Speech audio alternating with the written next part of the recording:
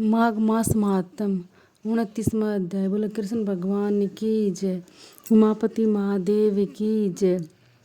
प्रयाग महात्म। लोमस ऋषि ने कहा, हे ब्राह्मण, मैं तुम्हें हिंदू धर्म के अति पवित्र माघ स्नान की कथाओं का वर्णन किया है। अब तुम्हारे लिए अति उत्तम है कि तुम्हारे पुत्र गंधर्व कन्याओं के साथ मेरे साथ प्रयागराज चलो। इस प्रकार उनको माघ स्नान के अति दुर्लभ पवित्र स्नान का संयोग प्राप्त होगा तथा वे पिशाच योनि से मुक्ति पा जाएंगे।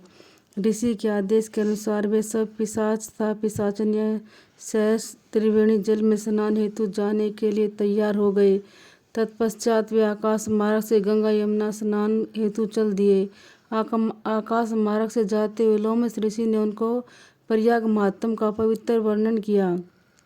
वहीं प्रयाग महात्म का वर्णन वशिष्ठ जी ने राजा दिलीप को विस्तार पूर्वक सुनाया। लोमस ऋषि बोले, अब आप प्रेम पूर्वक प्रयागराज को प्रणाम करो तथा धैर्य पूर्वक प्रयागराज के पवित्र संगम पर माघ स्नान का महात्म ध्यान पूर्वक हृदय मंथन करो। प्रयागराज में संगम पर स्नान करना अति पवित्र और माघ में स्नान करना मोक्षदायक है। प्रयागराज में इस समस्त जग का उत्पन्न करने वाले ब्रह्मा जी ने सृष्टि रचना के लिए महान यज्ञ किया था और महान यज्ञ किया था और महान शक्ति प्रदान करने के पश्चात सृष्टि की रचना की थी।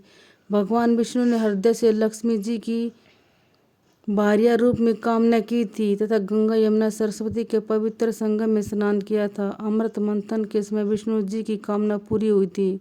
उन्हें लक्ष्मी जी वरदान स्वरूप अर्धांगिनी के रूप में प्राप्त हुई थी।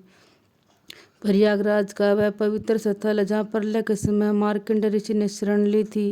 गंगा यमुना के पवित्र जल में स्नान करने से मनुष्य निष्पाप हो जाता है तथा मुक्ति को प्राप्त होता है।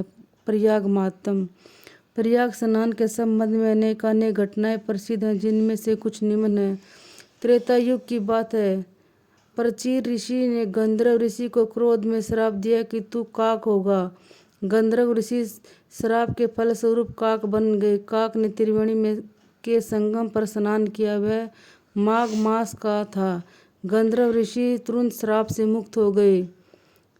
देवता इंद्र ने ऋषि को श्राप दिया कि वह तुरंत स्वर्ग से निकलकर पृथ्वीलोक पर ही वास करे। पृथ्वी पर आने के पश्चात ऋषि ने तुरंत संगम पर स्नान करके प्रयाग चली गई।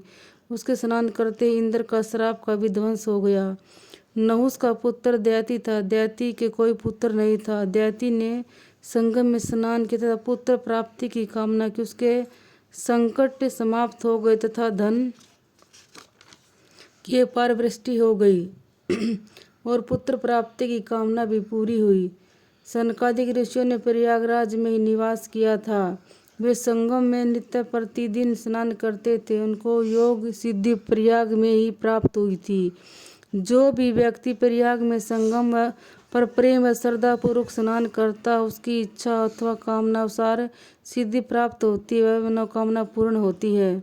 यदि वह माघ मास का हो तो सोने पर सुहागा के समान है। तत्पश्चात वेद निधि ने लोमस ऋषि से कहा कि अब हे परम पूज्य ऋषि, हम आपके उपदेश व मार्गदर्शन के कारण श्राप मुक्त हो गए हैं।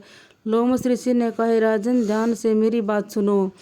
तुम्हारा पुत्र का विद्या अध्ययन समाप्त हो चुका। वह युवा है। इन कन्याओं में सबसे बड़ी अति होनहार है, वह सुंदर है। यह तुम्हारे पुत्र के लिए अति श्रेष्ठ वधू सिद्ध होगी। राजा दिलीप ने अति आनंद पूर्वक ऋषि की आज्ञा का पालन किया तथा सबसे बड़ी बहन का विवाह अपने पुत्र के साथ कर दिया। अन्य 4 गंधर्व कन्याओं का विवाह भी राजा दिलीप के निकट संबंधी बंधु बांधवों से हो गया।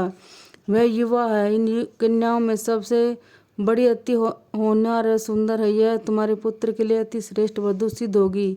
राजा दिलीप ने अति आनंद पूर्वक ऋषि की आज्ञा का पालन किया तथा सबसे बड़ी बहन का विवाह अपने पुत्र से कर दिया। अन्य 4 गंधर्व कन्याओं का वह भी राजा दिलीप के निकट संबंधी बंधु बांधवों से हो गया। वह उपरांत 5 गंधर्व कन्याएं राजा दिलीप के साथ उनके निवास पर चली गई। अतः प्रत्येक मानव का कर्तव्य है कि वे त्रिवेणी में स्नान करें। मकर संक्रांति के दिन माघ स्नान का अति सुंदर संयोग है। इस दिन स्नान करने से पिछले पापों का नाश हो जाता है तथा भविष्य उज्जवल हो जाता है। स्नान के पश्चात यथाशक्ति दीनहीन पुरुष, स्त्रियों तथा गरीबों को अनाज, वस्त्र, धन, अन्न, गुड़ तथा तिल का दान करे, जो अति उत्तम है। इससे लोक परलोक दोनों ही सुधर जाते हैं। बोले कृष्ण भगवान की जय। उमापति महादेव की जय। 29वां अध्याय समाप्त।